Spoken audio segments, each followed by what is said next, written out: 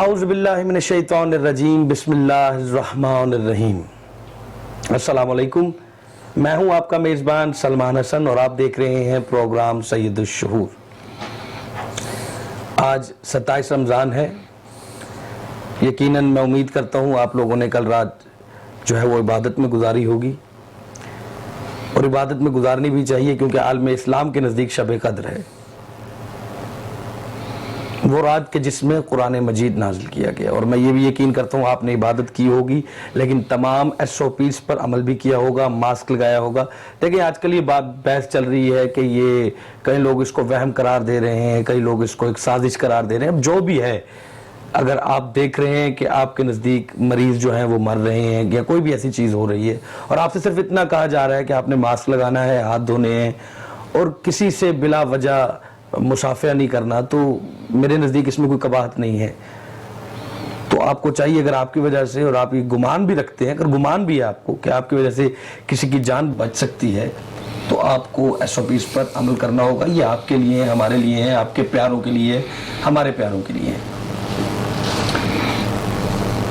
آج کے جو موضوع کا جب ہم انتخاب کر رہے تھے تو یہ چیز دیکھی جا رہی تھی کہ کیا لیلۃ القدر پہ کیا بات کی جا سکتی ہے۔ تو چونکہ اب آپ سے بات ہو ہی رہی ہے تو موضوع آج کا رکھا گیا ہے لیلۃ القدر۔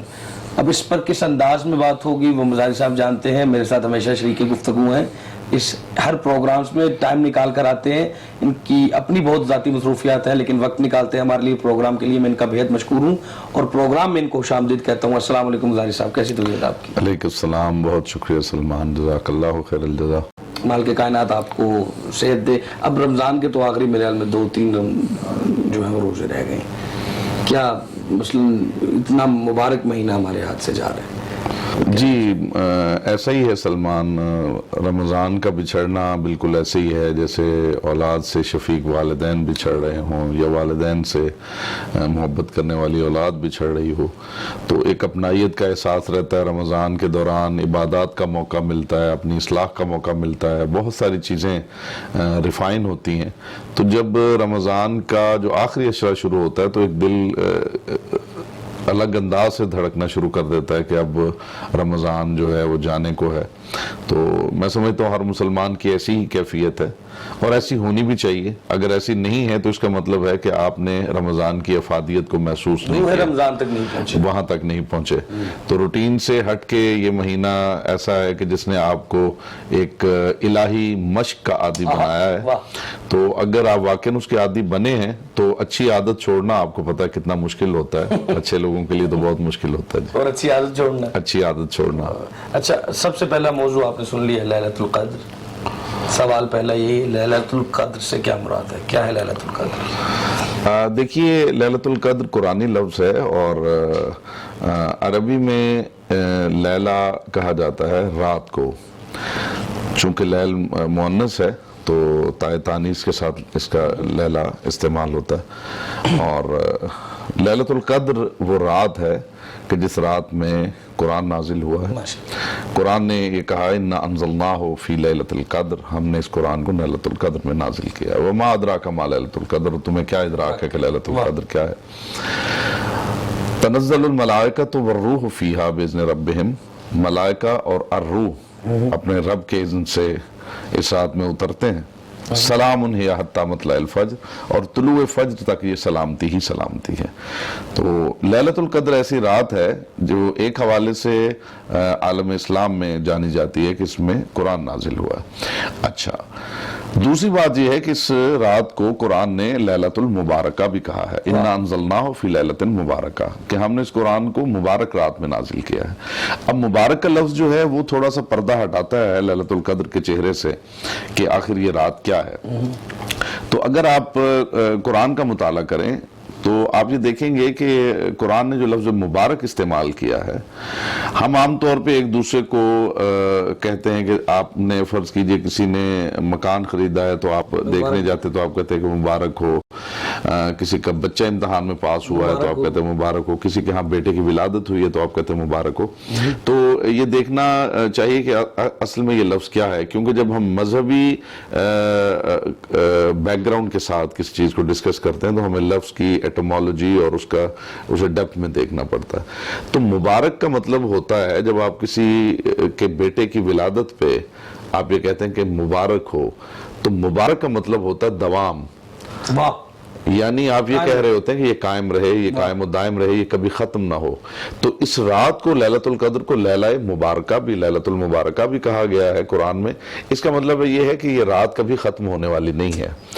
اور یہ رات کیسے ختم ہو سکتی ہے؟ کیونکہ یہ رات جو ہے پورا نظام کائنات اسی میں منحصر ہے. یعنی پورے سال کے جو احکامات ہیں پروردگار عالم کے نظام کائنات کے حوالے سے، انسانوں کے حوالے سے، وہ اسی رات میں طے پاتے ہیں، اور وہ امور لے کر جو ہے وہ فرشتے یہاں پہ اترتے ہیں. تو ظاہر ہے جب تک امور قائم ہے، جب تک نظام کائنات قائم ہے، تو یہ لیلۃ القدر جو ہے وہ قائم ہے، اس لیے اسے لیلۃ المبارکہ کہا گیا ہے. اور پھر قرآن نے کہا کہ فیہا یفرق کل امر حکیم، کہ اس میں ہر حکمت والا امر پوشیدہ تقسیم ہوتا ہے. اچھا، تقسیم ہوتا ہے. واہ. تقسیم ہوتا ہے. یعنی ہوتا یوں ہے کہ پروردگار کے اذن سے احکام پروردگار لے کے فرشتے اترتے ہیں، اور پھر ان احکامات کا اجرا ہوتا ہے. سبحان اللہ. اور سلام ہی حتی مطلع الفجر، طلوع فجر تک یہ سلامتی ہی سلامتی ہے. تو یہ بیک گراؤنڈ ہے اس لفظ کی، لیلۃ القدر کی، جس کا ہم تذکرہ کر رہے ہیں. اور اس حوالے سے ظاہر ہے آپ کے پاس ہمیشہ اچھوتے سوالات ہوتے ہیں، تو جن میں ابتدا میں تو میں بھی گھبرایا ہوا ہوتا ہوں کہ آپ ابرپٹ ایسے کویسچنز کرتے ہیں. اللہ تعالیٰ آپ کی معرفت میں بھی اضافہ فرمائے. سو لیٹس سی کہ کیا سوالات ہیں. یہی ہے، اب ہم جب لیلۃ القدر کی بات کرتے ہیں تو میں نے کئی لوگوں کو کہتے بھی سنا ہے اس چیز کو نا. کئی اسکالرز ہیں جن کے ساتھ میری اٹھک بیٹھک ہے، ان سے بات کرتے ہیں، وہ تو زیادہ تر جو سننے میں آتی ہے نا کہ یہ لیلۃ القدر جو رات ہے نا، یہ قرآن کے نازل ہونے کی وجہ سے قدر ہے. اب میں اس چیز میں کافی دفعہ گم جاتا ہوں کہ آیا یہ قدر بھی قرآن کا نام ہے، کیونکہ میں نے جہاں تک سنا ہے قدر اللہ کا نام ہے. تو لیلۃ القدر کیا یہ بنے گا؟ قدر سے اگر مراد قرآن لیا جائے تو لیلۃ القدر یعنی کہ قرآن کے اترنے کی رات، یا لیلۃ القدر اللہ کی رات؟ اب اس میں کیا مسئلہ؟ ہاں دیکھیے، قدر جو ہے پروردگار کے اسماء میں سے ایک اسم ہے، ان القدر هو اللہ، کہ قدر اللہ کا نام ہے. تو یقیناً ہر رات اسی کی ہے، اسی کی خلق کردہ اور اسی کی ترتیب دی ہوئی ہے. لیکن ایک رات کو اس ذات نے اپنی ذات کے ساتھ منسوب کیا ہے، جیسے بہت ساری چیزوں کو وہ پروردگار خالق ہوتے ہوئے اپنی ذات کے ساتھ منسوب کرتا ہے. تو راتوں میں کسی ایک رات کی قدر بڑھانے کے لیے، اس کو عزت دینے کے لیے، اس پروردگار نے اپنی ذات کی طرف منسوب کیا کہ یہ لیلۃ القدر ہے. جس طرح کتاب کو اپنے سے منسوب کیا ہے، جیسے گھروں میں اس نے گھر کو کہہ دیا کہ یہ بیت اللہ ہے، جیسے اونٹنیوں میں سے ایک اونٹنی کو کہہ دیا کہ یہ ناقۃ اللہ ہے. تو اس طرح راتوں میں ایک رات کو عزت عطا کرنے کے لیے پروردگار نے اپنی ذات کی طرف نسبت دی. تو بیسیکلی پھر یہ اللہ کی رات ہوئی نا، جو یہ کہتے ہیں قرآن سے میں نے کئی دفعہ کہتے ہوئے سنا کہ قدر کے معنی یہاں قرآن کے ہیں. تو وہ دیکھیے اس میں دو کانسیپٹس ہیں. ایک باطنی اعتبار سے تو قدر جو ہے وہ پروردگار کے اسماء میں سے ایک اسم ہے، اس کا مطلب یہ ہوا کہ اللہ کی رات ہے. دوسرا جو قدر ہے وہ قضاء و قدر ہے. تو قدر کا مطلب ہوتا ہے پیمانہ. یعنی اس رات میں پیمانے معین ہوتے ہیں، مختلف جو سسٹم پوری کائنات میں چل رہے ہیں ان کے پیمانے معین ہوتے ہیں. تو اس حوالے سے اس کو لیلۃ القدر کہا جاتا ہے. اس کا تعلق جی چھوٹی سی بات یہ آپ نے چھوڑ دی، میں نے آنا تو اسی سائڈ پہ تھا، آپ بھی ماشاءاللہ کافی ہیں، وہ ادھر سے لے آتے موڑ کے نا، ابھی میں نے تو وہیں آنا تھا. تو چلیں اسی پہ بات کی جائے نا پھر قضاء اور قدر کا. پہلے تو اس کا ایک لفظی مفہوم وہ بتا دیجیے، ہماری آڈینس سننا چاہیے، خصوصاً نوجوانان کے لیے جو ہے نا وہ میں یہ چاہتا ہوں کہ وہ آپ کے منہ سے سنیں اور وہ دیکھیں کہ کیا، کیونکہ کافی لوگ کنفیوزڈ رہتے ہیں. ابھی میں بھی آپ کے سامنے کنفیوز تھا ابھی تھوڑی دیر پہلے. تو اس طرح ہی ہے کہ قضاء و قدر کا یہ بتائیے کہ سب سے پہلے ان کا جو ہے الفاظی مفہوم کیا ہے، اور پھر اس کو ہم کس طرح دین اسلام اس کا مفہوم کیا ہے. دیکھیے قضاء کے لغوی معنی جو ہیں، جیسے آپ جانتے ہیں قاضی ایک لفظ ہے، قاضی کا مطلب ہے فیصلہ کرنے والا. تو قضاء جو ہے وہ اس کے معنی ہوتے ہیں فیصلہ. قضا کا مطلب ہے کہ پروردگار عالم نے جو آپ کے حق میں فیصلہ کر رکھا ہے وہ قضا ہے. اچھا قدر جو ہے اس قضا کا پیمانہ ہے کہ کس پیمانے پر کس بنیاد پر اس پروردگار نے وہ فیصلہ کیا ہے, کیونکہ پروردگار یقیناً عادل ہے اور عادل کا فعل جو ہے وہ عدالت ہی پہ مبنی ہوتا ہے. تو پروردگار نے جب بھی کوئی فیصلہ کرنا ہے اس کا کوئی پیمانہ ہوگا, ایسے ہی وہ فیصلہ نہیں ہوگا. تو جس پیمانے کی بنیاد پہ فیصلہ ہوتا ہے اسے قدر کہا جاتا ہے. تو قضا و قدر کے مفاہیم جو ظاہری اعتبار سے لغوی ہیں وہ یہ ہے کہ قضا جو ہے وہ فیصلہ ہے اور قدر اس فیصلے کا پیمانہ ہے, یعنی اس فیصلے کو جسٹیفائی کرنے والا وہ پیمانہ کہ جس کی بنیاد پہ آپ پرکھ سکتے ہیں کہ یہ پروردگار کا فیصلہ ہے, مگر کن بنیادوں پہ یہ فیصلہ ہے. جیسے اگر اس نے پتھر بنایا ہے, اگر اس نے حیوان بنائے ہیں, اگر اس نے چرند پرند بنائے ہیں, پودے بنائے ہیں, انسان بنائے ہیں, تو آخر اس نے جو فیصلہ کیا تھا کہ اس کو انسان بنانا ہے, اس کو پودا بنانا ہے, تو اس کا کوئی پیمانہ اس کی ذات کے پاس یقیناً ہوگا. ایسے اتفاقیات کی بنیاد پہ یہ کائنات ترتیب نہیں دی گئی, تو وہ جو پیمانے ہیں وہ قدر کہلاتے ہیں. تو اب یہ تو ہو گیا نا ان کا لفظی مفہوم. جی اب ان کا اصطلاح جس طرح ہم دین میں اس کی اصطلاح لاتے ہیں قضا و قدر کی طرح, اس پہ بھی ذرا. ہاں, یہ جو مسئلہ قضا و قدر کا ہے یہ پیچیدہ ترین مسائل میں سے ہے حکماء کے نزدیک, فلاسفرز کے نزدیک. لیکن دین اسلام کی یہ خوبی ہے کہ دین اسلام نے تمام تر فلاسفیز کو ایک ایسا راستہ فراہم کیا ہے کہ جس میں کلیئرٹی ہے, کیونکہ اسلام الجھانا نہیں چاہتا, اسلام آپ کو کلیئرٹی دیتا ہے. تو ہم جتنے بھی وہ الجھے ہوئے مسائل ہیں یا وہ موضوعات جو الجھے ہوئے ہیں لوگوں کے ذہنوں میں, اگر ہم اسلام کے پلیٹ فارم پہ آگے ان کو دیکھتے ہیں تو ہمیں ان میں بڑی کلیئرٹی ملتی ہے. مثلاً اس کے اندر الجھاؤ کیا ہے؟ مثلاً عام طور پہ لوگ یہ سمجھتے ہیں کہ پروردگار عالم جب فیصلہ کر چکا ہے میرے بارے میں کہ مجھے اتنا رزق ملے گا, میں فلاں دن فلاں وقت اس دنیا سے چلا جاؤں گا, میں فلاں گھر میں پیدا ہوں گا, مجھے موت کہاں آئے گی, بارش کہاں برسے گی, ٹھیک ہے, یہ تمام تر چیزیں اس پروردگار کے امر کے مطابق اور فیصلے کے مطابق. تو سوال ذہن میں یہ آتا ہے کہ جب پروردگار ایک چیز کا فیصلہ کر چکا ہے تو میرا دخل کہاں ہے, میں کہاں آتا ہوں. تو پھر عام طور پہ جب ایک انسان یہ سوچتا ہے کہ تمام تر فیصلے پروردگار کر چکا ہے, تو یہ جو کانسیپٹ ہے یہ آپ کی کوشش کے راستے میں حائل ہونا شروع ہو جاتا ہے کہ جب سب فیصلے پروردگار کر چکا ہے, مثلا رزق جتنا اسے میرے نام لکھنا تھا وہ لکھا جا چکا ہے, تو اب میں کیا کر سکتا ہوں. لیکن آپ یہ دیکھیں کہ پروردگار عالم نے اسی بنیاد پہ لوح محفوظ کا تصور, لوح محفوظ کا تصور کہ لوح محفوظ پہ لکھا جا چکا ہے. کیا لکھا جا چکا ہے کہ مجھے کتنا رزق ملے گا, یہ لکھا جا چکا ہے. میں کب مروں گا, یہ لکھا جا چکا ہے. میں بیمار ہوں گا یا نہیں, مجھے اس سے شفا ملے گی یا نہیں. بس ادھر تھوڑا سی دیر کے لیے میں آپ کو روکتا ہوں, ہم یہیں سے دوبارہ آئیں گے. ناظرین ابھی میں جانا ہوگا ایک چھوٹی سی بریک پر ہم یوں گئے اور یوں آئے, بس آپ کہیں جائیے گا مت. ویلکم بیک ناظرین, آپ دیکھ رہے ہیں پروگرام سید الشہور. بات ہو رہی ہے بڑے خوبصورت موضوع پر, لیلۃ القدر پہ, اور ابھی ہم بات کر رہے تھے قضا اور قدر کے مفہوم پر.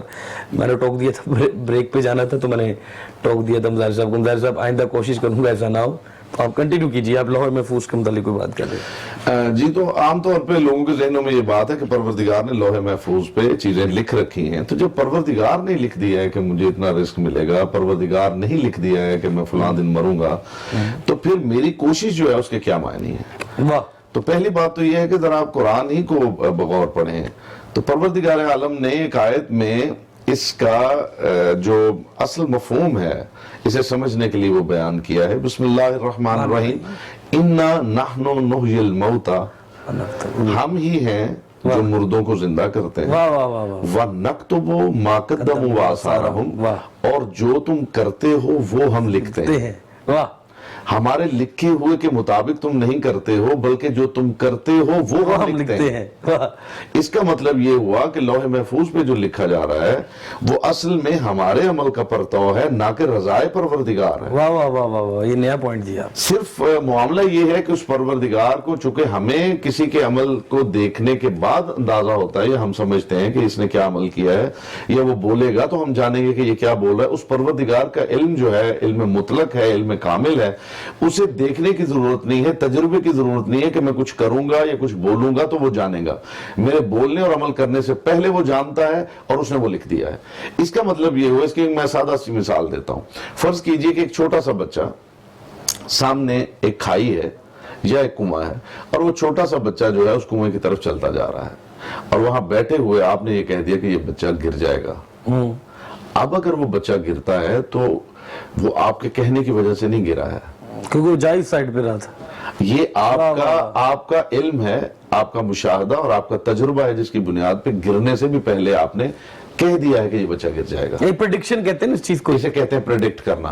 دنیا کے معاملات میں انسان اسے پریڈکٹ کرنا کہتے ہیں, لیکن پروردگار ظاہر ہے کچھ پریڈکٹ نہیں کرتا. وہ جو کہتا ہے وہ حتمی ہوتا ہے, وہ حتمی ہوتا ہے. وہ جو کہہ رہا ہے وہ علم ہے.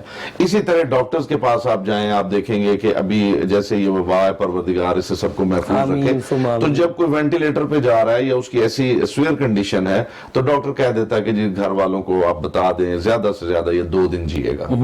اور ہم دیکھتے ہیں, ہمارا مشاہدہ ہے کہ ایسا ہی ہو رہا ہوتا ہے. ایکسیپشنل کیسز میں ایسا نہیں ہوتا, لیکن عام طور پہ ایسا ہی ہوتا ہے. تو کیا ڈاکٹر کے کہنے کی وجہ سے وہ پیشنٹ مرا ہے؟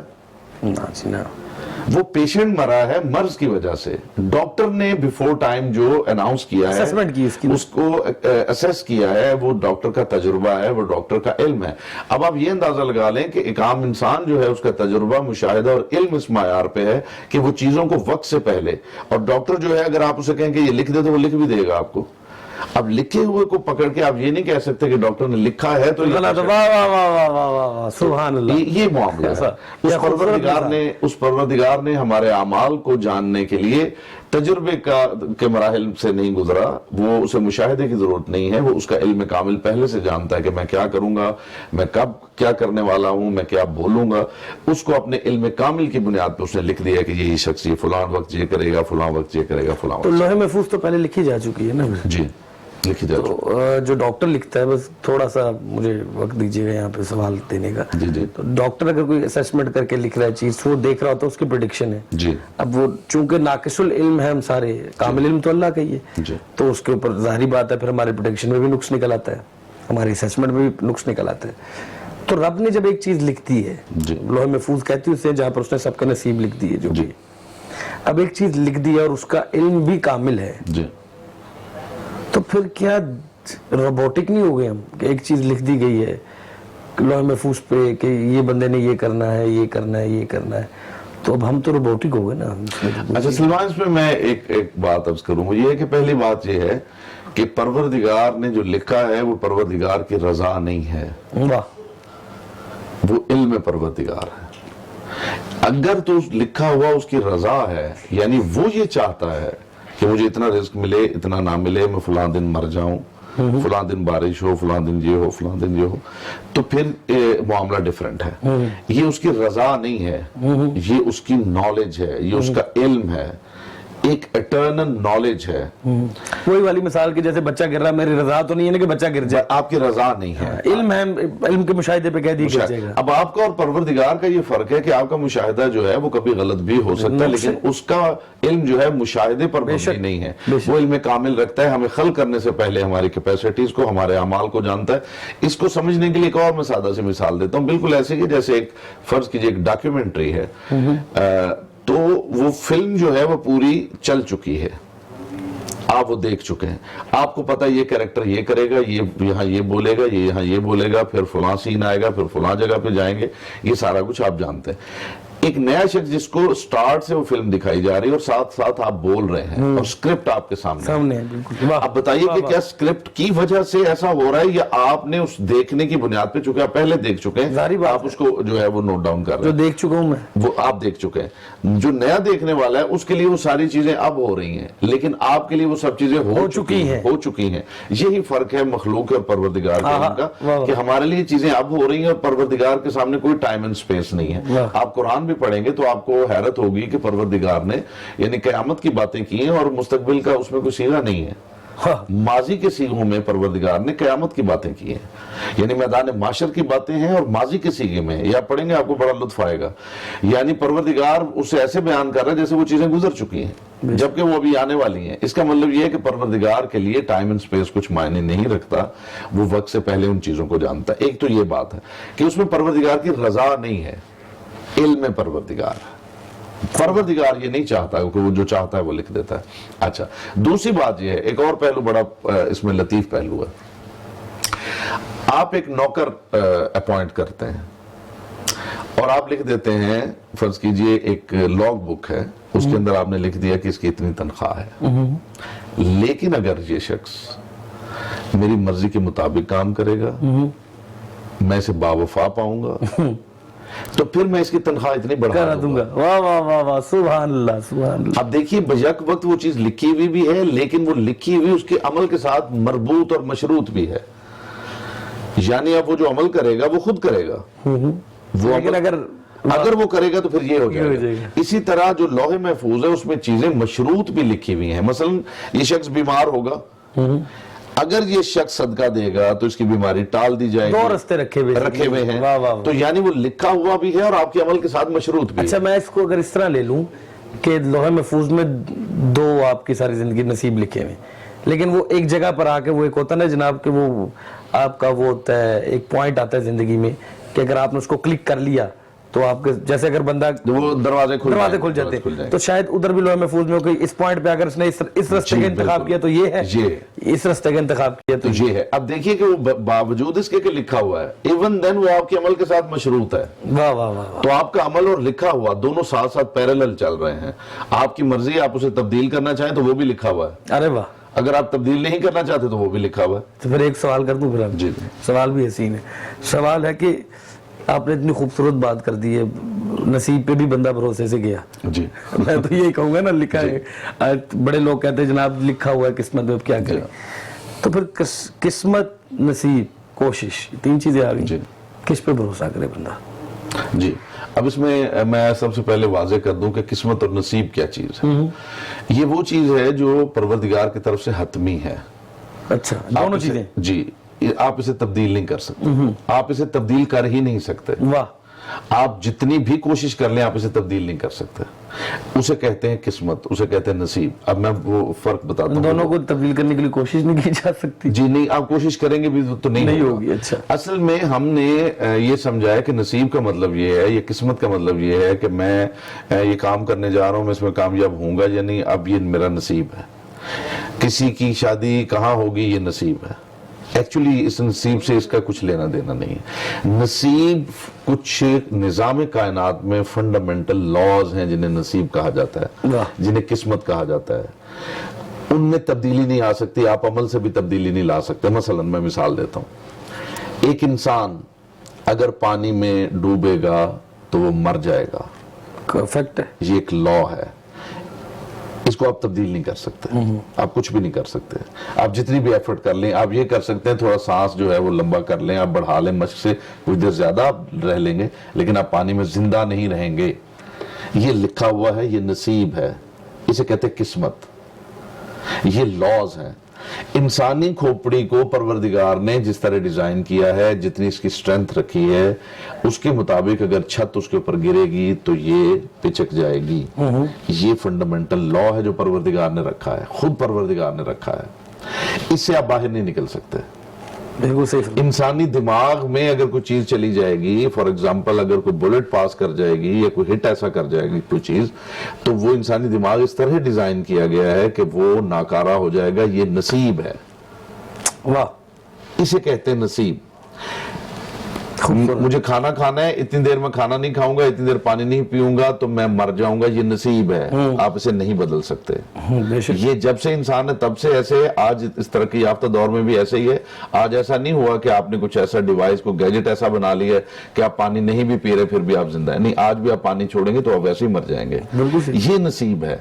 हमने इसे अपने अमल के साथ जोड़ा है। इसका ताल्लुक, नसीब और किस्मत का ताल्लुक आपके अमल से नहीं है, इसका ताल्लुक निजाम से है। उस निजाम نظام کے اندر جو پروردگار نے مثلا زمین کا جو سیٹلائٹ ہے مون، اگر اس کے مدار سے نکلے گا تو وہ نکل جائے گا، پھر وہ واپس اس میں داخل نہیں ہو سکتا، یہ نصیب ہے اس کا، یہ اس کی قسمت ہے۔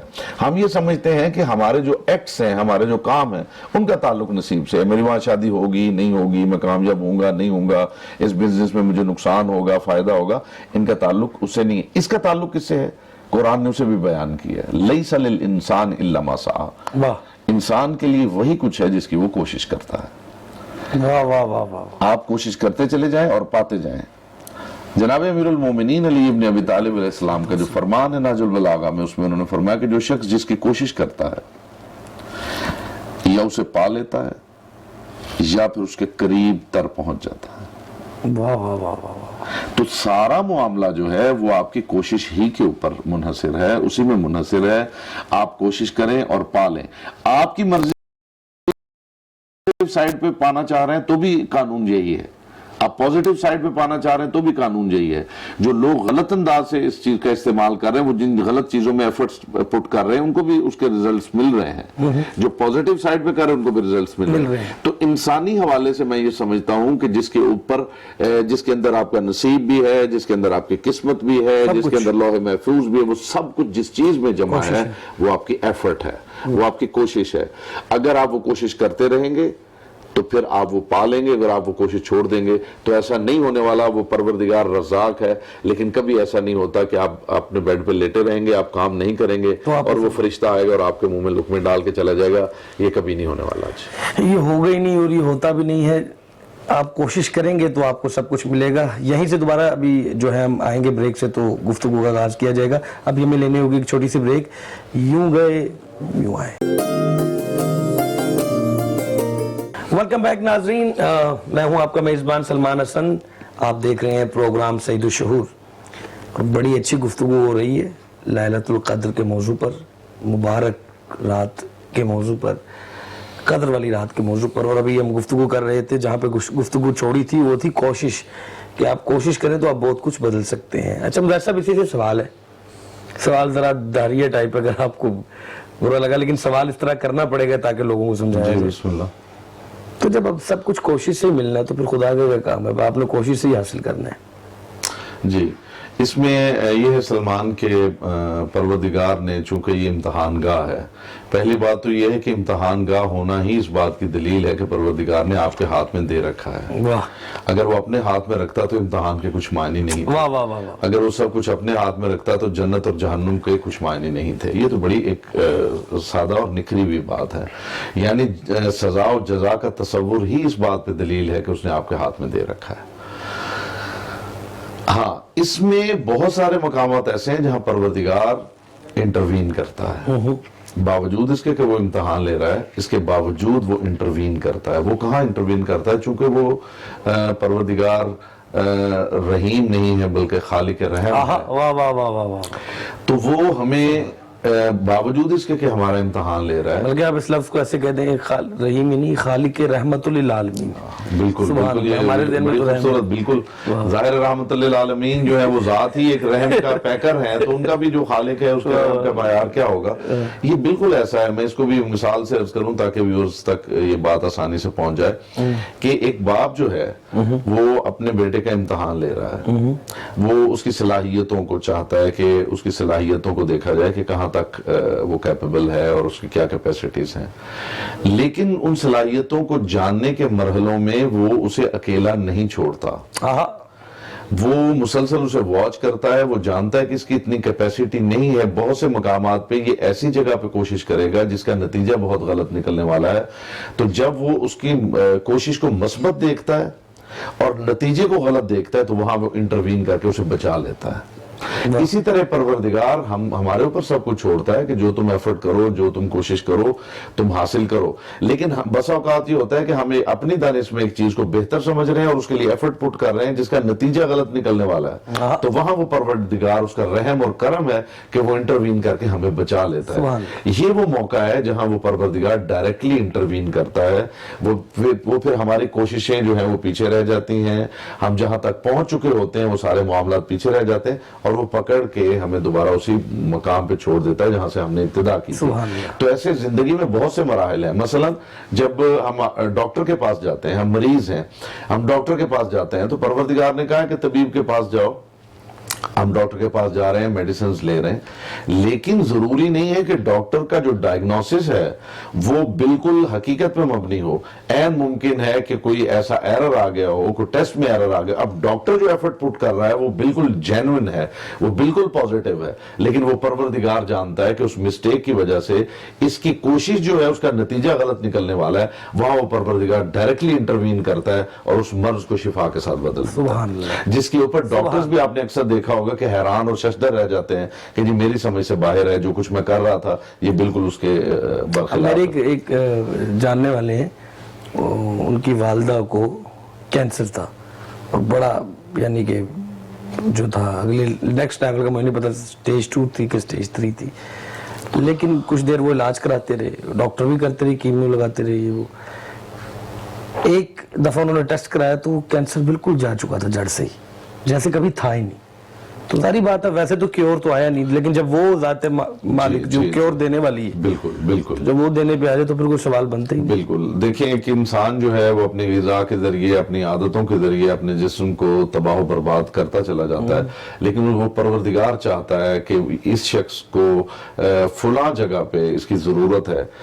ابھی اس کی لائف جو ہے وہ اگر ختم ہو جاتی ہے تو وہ ضرورت پوری کرنے والا وہاں پہ اور کوئی نہیں ہے, تو اسے بچانے کے لیے سب سے پہلے اسے موقع دیتا ہے کہ تم اپنی جتنی کوشش ہے صحیح ہے وہ کرو. جب وہ دیکھتا ہے کہ وہ صحیح جو ہے وہ اس کی ڈائریکشن غلط ہے تو پھر اسے بچاتا ہے, کیونکہ اس کی ذات جو ہے, جس شخص کی بات کر رہا ہوں, اور بہت ساری جگہوں پہ کنیکٹڈ ہے جسے وہ پروردگار جانتا ہے.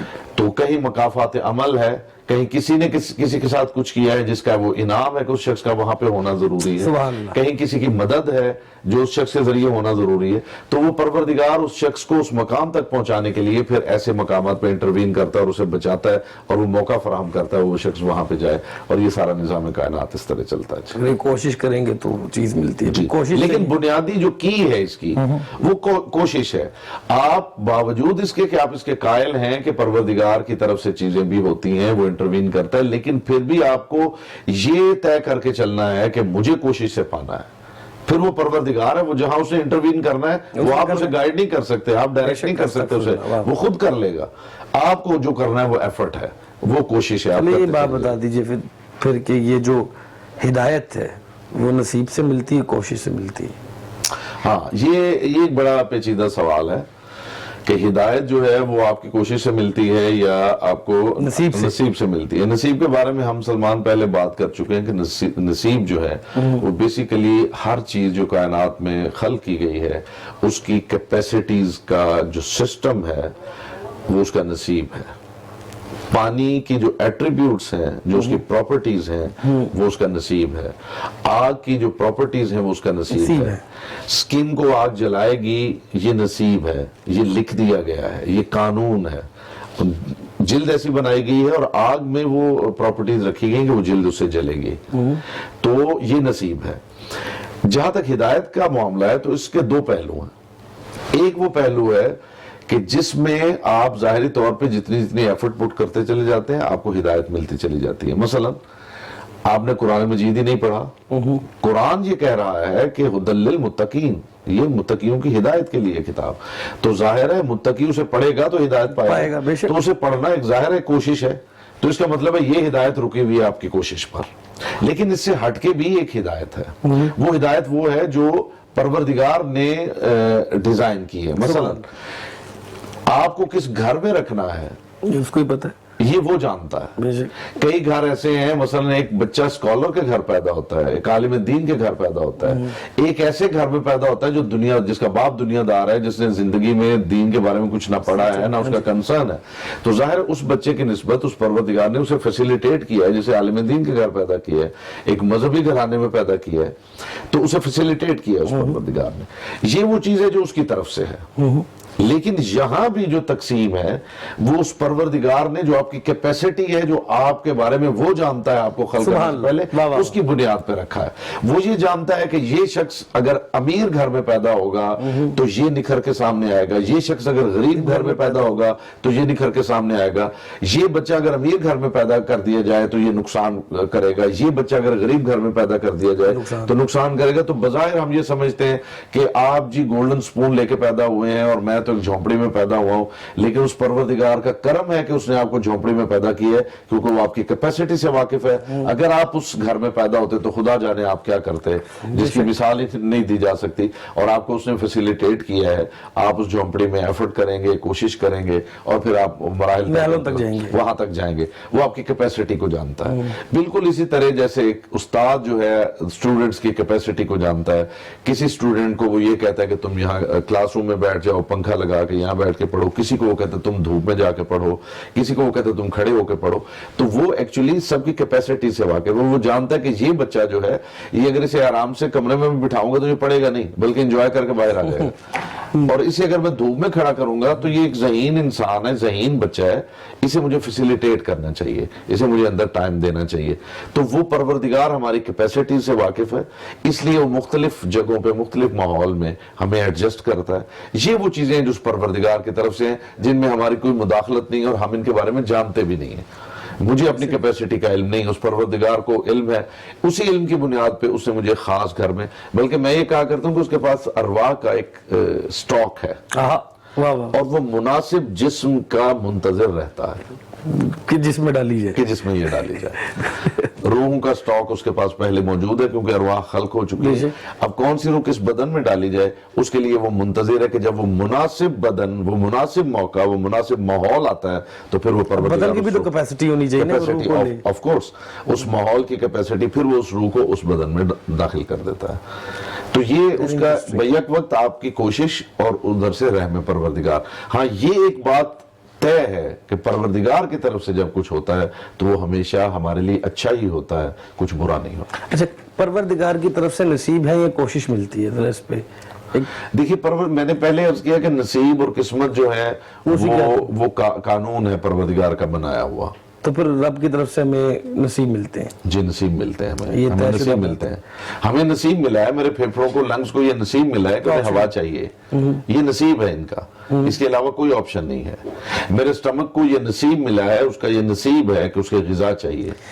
سوال پھر یہ ہے مظاہر صاحب کہ جب نصیب میں لکھا گیا ہے، جو نصیب کی رب کی طرف سے تو نصیب ہے، تو ہدایت بھی کرتا ہے، اللہ کہتا ہے میری طرف سے ہے، تو پھر میں اس کو ہدایت کو کوشش میں لے کے جاؤں گا یا نصیب میں لے کے جاؤں گا؟ دیکھیے، میں نے عرض کیا کہ ہدایت کے دو مرحلے ہیں۔ ایک وہ مرحلہ ہے جس کا تعلق آپ کی کوشش سے ہے، more and more you study, زیادہ سے زیادہ اتنی ہی آپ ہدایت پاتے ہیں، کوشش ہوگی نا، وہ آپ کی کوشش ہے، ٹھیک ہے، ایک وہ مرحلہ ہے۔ ایک وہ ہے کہ جو پروردگار نے آپ کو فیسیلیٹیٹ کیا ہے، آپ کو کس گھر میں رکھا ہے، ٹھیک ہے۔ مثلا ایک بندہ جو جناب نوح کے دور میں تھا، ایک بندہ جناب رسول اللہ صلی اللہ علیہ وسلم کے دور میں، تو اب یہ دیکھیے کہ جو بندہ اس دور میں پیدا ہوا ہے اس نے خود تو کچھ نہیں کیا کہ وہ اس دور میں پیدا ہو، یہ اس پروردگار کی تقسیم ہے۔ جس بنیاد پہ وہ تقسیم ہے، وہ بنیاد بھی آپ ہی کی کیپیسٹی ہے ایکچولی، کہ وہ جانتا ہے آپ کیا ہے، آپ کو کہاں رکھا جائے تو آپ بہتر پرفارم کر سکتے ہیں۔ وہ جانتا تھا کہ اس بندے کو جناب نوح کے دور میں رکھا جائے تو یہ بہتر پرفارم کرے گا، یا رسول اللہ کے دور میں رکھا جائے تو بہتر پرفارم کرے گا۔ تو اس کی اپنی ہی کیپیسٹی ہے جس کی بنیاد پہ اس نے یہ فیصلہ کیا کہ کس کو کہاں رکھا جائے۔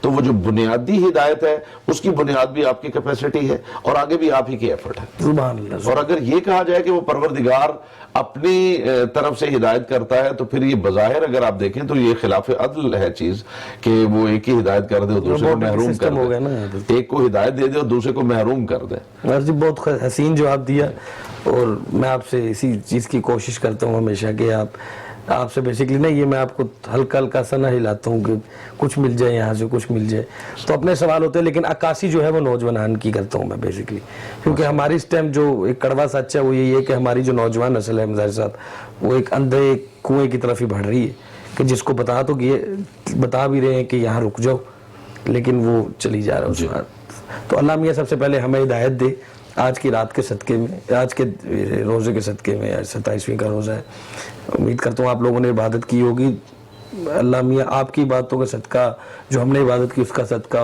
اس کو اس کی ربوبیت کا واسطہ دے کر کے یا اللہ پاک ہمیں ہدایت جو ملی ہے اس میں اضافہ فرما، ہمارے جو بند دریچے ہیں جو ابھی تک دماغ میں بند ہیں ان کو کھول دے، اور یا اللہ پاک تیرے سامنے دس بستہ گزارش کرتے ہیں اس موذی مرض کرونا کو اس دار فانی اس دار دنیا سے ہمیشہ کے لیے ختم کر دے۔